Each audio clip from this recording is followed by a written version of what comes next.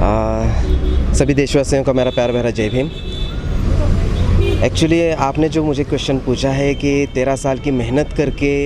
जो कुछ भी मैंने करने का प्रयास किया है, बाबा साहब के जीवनी पे जो चरित्र लिखा गया है, आपने एक बार अगर ये किताब खोली तो आपको ऐसा एहसास होगा कि शायद अगर बाबा साहब की खुद की डायरी अगर अपने हाथ को लगी होती तो वो कैसी होती, और हर पन्ना उसको पढ़ के हर दिन का उन्होंने जो भी संघर्ष किया था, त्याग किया था, वो पढ़ के हम कितने मोटिवेट होते और हम क्या करते और कितना नया इतिहास लिखा जा सकता था, ये सब महसूस करने के लिए इस किताब से मिल सकता है। दूसरी बात ये कि मैंने कुछ 13 साल में कुछ किया है या कुछ करने का प्रयास किया है,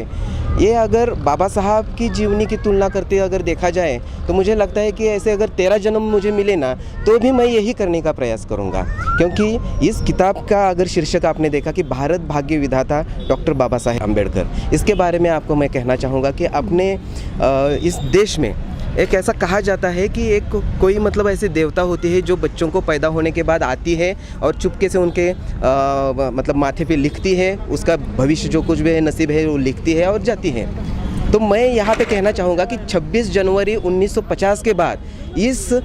देश में जिस किसी इंसान ने जन्म लिया है उसके माथे पे उसका भविष्य लिखने का काम सिर्फ और सिर्फ बाबा साहब अम्बेडकर के संविधान ने किया है, और उसके कारण ही उसके हक जो है वो साबित है, उनको ताकत मिलती है। इसलिए मैं बाबा साहब को कहना चाहता हूँ, जैसे कि लोग कहते हैं विश्व रत्न, भारत रत्न, बोधिसत्व, इस तरह से मैं अभी कहना चाहूँगा कि बाबा साहब को अगर कोई उपाधि मतलब जो उनको हम कह सकेंगे तो भारत भाग्य विधाता, भारत का भाग्य लिखने वाला, भारत को बनाने वाला, क्योंकि हमने कहीं मतलब भारत भी देखा इस शब्द को भी, तो भा मतलब भाल जो मराठी में उसका समानार्थी शब्द है, रत मतलब रममान होने वाला,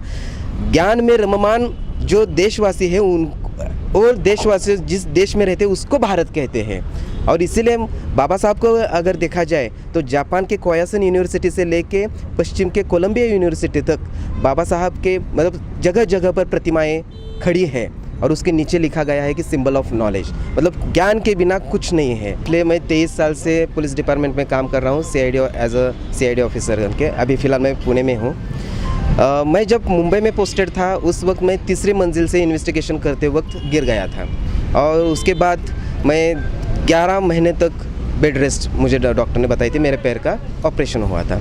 जब मैं गिरा था तब सर मुझे 1-2 क्वेश्चन पड़े थे कि मैं आज तक जो मैं जिया किस लिए, और अगर उस दिन अगर मैं इस दुनिया से चला गया होता तो किस लिए। मतलब ये जो 2 क्वेश्चन है हर मोमेंट में मैं चाहता हूँ उस आदमी को पढ़ने चाहिए, हर दिन हर पल, कि मैं अभी जो जी रहा हूँ वो किस लिए, अगर मैं इस पल जाऊँगा इस दुनिया से तो किस लिए। और अगर बाबा साहब को देखा गया तो मेरा जो आग्रह है कि ये जो दोनों क्वेश्चन के जो जवाब है वो एक ही होने चाहिए, अलग अलग नहीं होने चाहिए, कि मैं जिया तो इसी कारण के लिए और मैं इस दुनिया से जा भी रहा हूँ तो इसी कारण के लिए। और बाबा साहब का जीवन चरित्र देखा तो बाबा साहब ने सिर्फ एक ही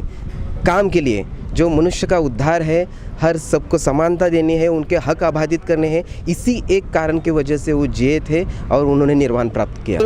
क्योंकि अगर समानार्थी शब्द देखा जाए तो बाबा साहब और संविधान और भारत, ये हम तीनों अलग अलग नहीं कर पाएंगे।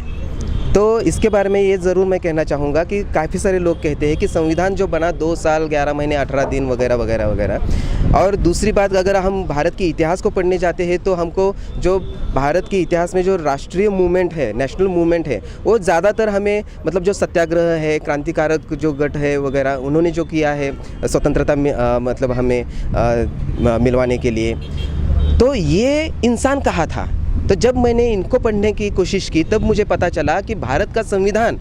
सिर्फ 1946 से लिखना स्टार्ट नहीं हुआ, तो बाबा साहब ने 1920 से ही इसका स्टडी करना शुरू किया था। मतलब इस खंड के जो 8000 पन्ने हैं, हर पन्ने पे आपको संविधान के सिवा कुछ दिखाई नहीं देगा, क्योंकि संविधान ये सिर्फ लिखना ये अलग बात है, लेकिन उसकी निर्मित करने के लिए प्रयास करना ये उससे भी अलग बात है। जैसे कि एक माँ बच्चा पैदा होने के बाद ही हमको पता चलता है कि उस घर में मतलब बच्चा पैदा हुआ, मतलब देश में संविधान पैदा हुआ, लेकिन उस माँ ने 9 महीने 9 दिन जो यातनाएं सहन करके उसको पैदा किया, वो संविधान का निर्माता। इनको बारे में आपको ज़्यादातर मतलब उसमें पढ़ना। बहुजन साथियों को मेरा संदेश यही रहेगा जो बाबा साहब ने हमें दिया हुआ है। उन्होंने कहा है कि सीखो,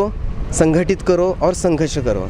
ऐसा हर कोई कहता है, लेकिन सच में अगर आपने बाबा साहब को पढ़ा तो बाबा साहब ने जो बहिष्कृत हितकारिणी सभा ली थी उसमें उन्होंने एक घोषणा की थी कि एजुकेट, एजुटेट एंड ऑर्गेनाइज। इसका मतलब है सीखो, एक दूसरे को जागरूक करो मतलब चेतवा, और तीसरा है संगठित करो।